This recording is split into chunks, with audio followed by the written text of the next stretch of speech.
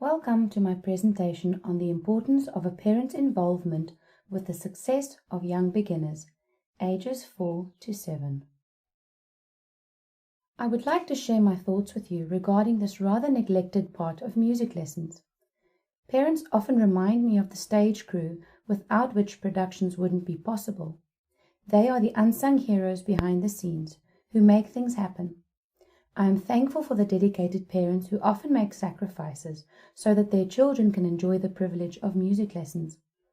I have been a musician for more than 30 years, a teacher for almost 20, and a mother for the last 10. I think that this combination of life skills, failures and successes I've had over the years could prove to be helpful to teachers that might be backing away from teaching the very young, or to parents of young beginners. I first started teaching the violin when I was 20 years old. It was part of my studies and thought that I was going to hate it. I was focusing on my orchestral studies, chamber music and solo playing, and didn't think that it was something that I would be doing after I completed my degree. Gradually, I became more and more interested in how I was passing on the knowledge of how my instrument is played, but the knowledge I was gaining from my students and their struggles to overcome certain difficulties made me think of ways to help and improve outside of what I learned. Not just music related, but also education and life in general. I learned more from them than I could ever teach them. Looking back, it has been the only constant musical venture in my life for the last 20 years. Teaching a young beginner is a huge responsibility, but also brings great joy. You have the potential to nurture a love for music in that child for life, or be the reason that they never reach their goal. You have the responsibility to share your knowledge of the technical aspects of your instrument while nurturing the whole human being. The reality, though, is that a teacher only spends a tiny fraction of time with a student each week, and this is where the responsibility is shared with the parents and eventually the little student as well. You are not only teaching the child, but the parent too. I was fortunate enough to have had great teachers since the beginning, and I will always be grateful for that. They all had vastly different styles of teaching and getting the most out of me. My first teacher was a complete workaholic who poured his life into his students, arranging holiday lessons, making recordings of new repertoire to inspire and motivate. This was long before YouTube, and also ignited my love for Baroque music. Another introduced me to chamber music and the magic of the orchestra. My last teacher somehow managed to refine me and made me a musician.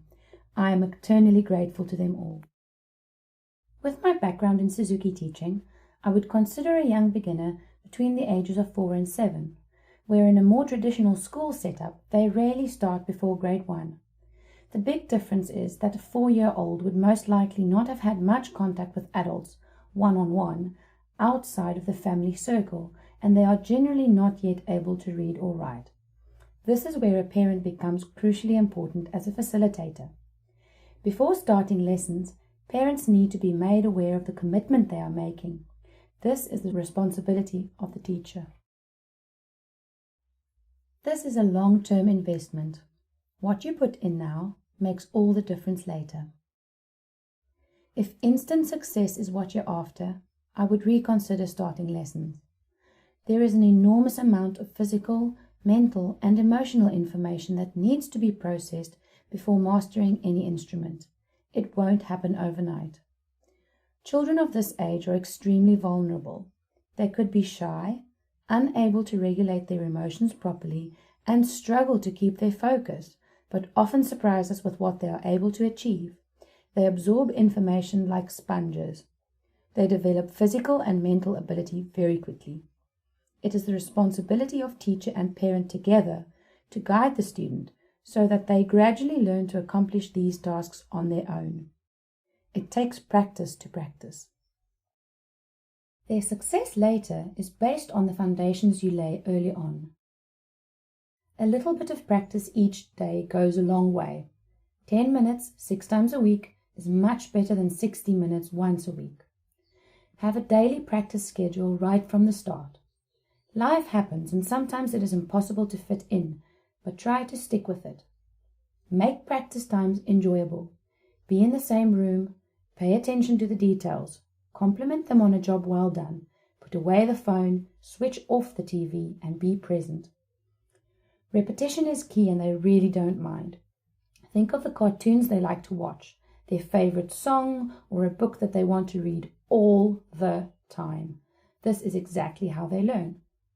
Break things up into small digestible bits and make sure to set goals that are achievable. This builds their confidence. You will have to be the motivator at home on the days that you don't see your teacher, until practicing becomes a habit and they are able to read instructions and be responsible enough to follow them. You should try to create a nurturing environment where music becomes a part of your daily life and practicing doesn't feel like a chore, but more like a reward. Play music at bedtime, when traveling in the car, at meal times, and expose them to different genres of music. Attend concerts if possible. Be organized and make sure your child has everything they need in good working order to practice successfully. A calm and quiet environment, their bow, shoulder rest attached in the correct position, violin in tune, notebook, cleaning cloth, etc. Give them responsibility for some parts of their practice sessions, for example, how many repetitions they do, or the order in which they do things. You will have to learn the basics along with your child. You will need to know how to unpack, tune, rosin a bow, and take proper care of the instrument, as you will need to supervise. You should learn what a correct and incorrect posture looks like, as well as a correct or incorrect left-hand position and bow hold. Watch professional performers to see it in action.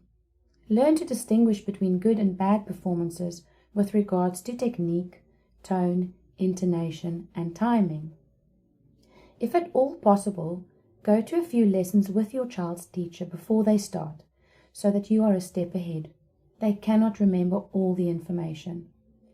You will be required to take notes during lessons or record them for reference purposes at home until your child is able to remember all the details or read the teacher's notes. During lockdown and the months of virtual teaching, resourceful teacher and parent teams started utilizing the many technological platforms available.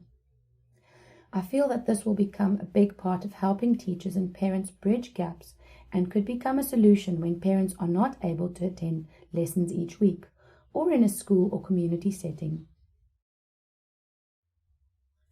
You will have to keep a close watch on their emotional well-being. Patience is probably the most important virtue. It is the lack of expectation. If your expectations are too high, you might get frustrated and forget to celebrate the small victories. A child can easily sense your disappointment.